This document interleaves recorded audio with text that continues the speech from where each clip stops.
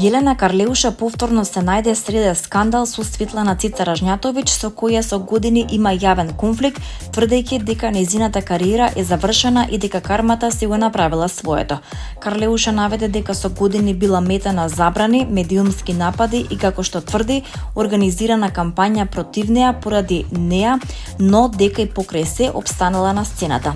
Објавата на Карлеуша во целост, која ја стави во опис на видео од Аца Лукас, гласи вака: Драг мој Ацо, па зошто воопшто реагираш? Па сите ја прочитаа на ногите, така ја нарекува Цеца поради некогашната алка на ногата поради полициски притвор. Од новинарите до публиката, единствената што со децени не молчи и ја кажува вистината за неа сум јас. Кога сите молчевте, јас не молчев, затоа што ми нанесе многу зло.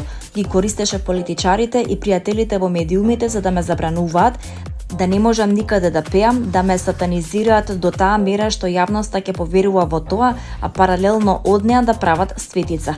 Бев немојна тоа да му го објаснам на народот, бидејќи бев сама против сите. Но сега и јас замолчев затоа што таа е завршена. Веќе не постои, вели Карлеуша. Во 2022 година Кара Делевињ го допре дното поради својата зависност од дрога. 33 годишната Кара беше снимена како се однесува чудно на аеродром, беше без чевли и изгледаше неуредно и вознемирено додека зборуваше на телефон.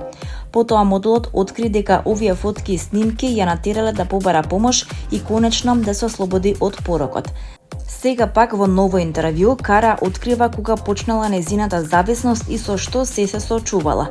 Таа признава дека најмногу проблеми имала со кетамин, како и дека почнала да експериментира со дрога на само 14 годишна возраст. Во тинејџерските години имало периоди кога самата продавала дрога. Бидејќи немав пари, почнав да купувам дрога за да ја продавам, но и да ја користам.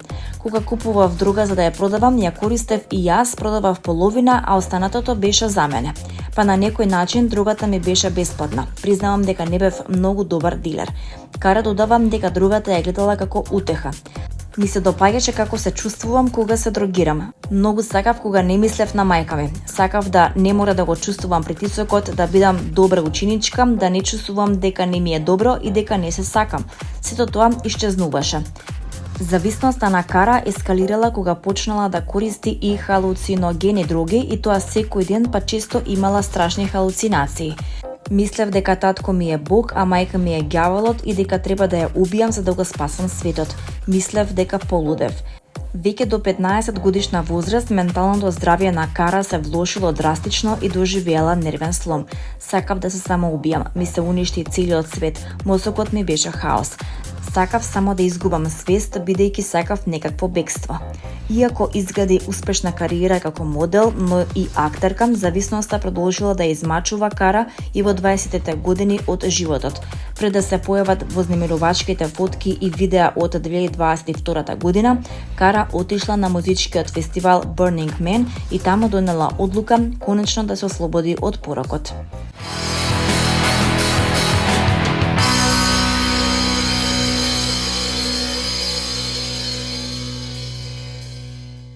На 6 јуни 2026 година во организација на Македонскиот културно-информативен центар во Истанбул ќе се одржи солистички концерт на македонската пијанистка Горијана Стојановска.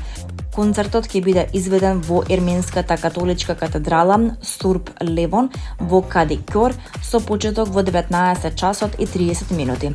Пред истанбулската публика Стојановска ќе се представи со програма составена од дела на Морис Равел, Јоханес Брамс, Петар Илич Чајковски и Федерик Шопен, автори чие творештво представува значаен дел од европската музичка традиција. Горијана Стојановска е родена во Битола, каде го започнува своето музичко образование, а дипломира и магистрира на Факултетот за музичка уметност во Скопје. Своето професионално усовршување го продолжува во Италија на Академија Talent Music Master во Бреша.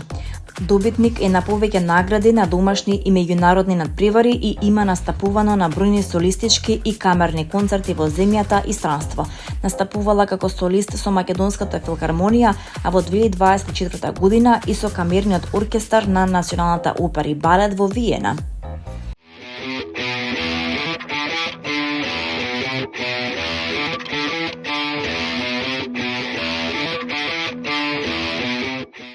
Театарскиот фестивал Војдан Чернодрински е столбот на современиот македонски театар. Низ неговата призма се доживувале, испитувале, оценувале, дискутирале и се анализирале естетските вредности на големи македонски и светски драмски и режисерски имиња чии методи и визии се профилирале преку националните театарски куќи во Македонија. Најдоброто од Македонија, вели актерот Ѓорги Јулевски, првенец на Македонскиот народен театар во Скопје, во чест на престојниот 60-ти јубилеј на фестивалот, што ќе биде отворен в петок на 5 јуни во Прилеп.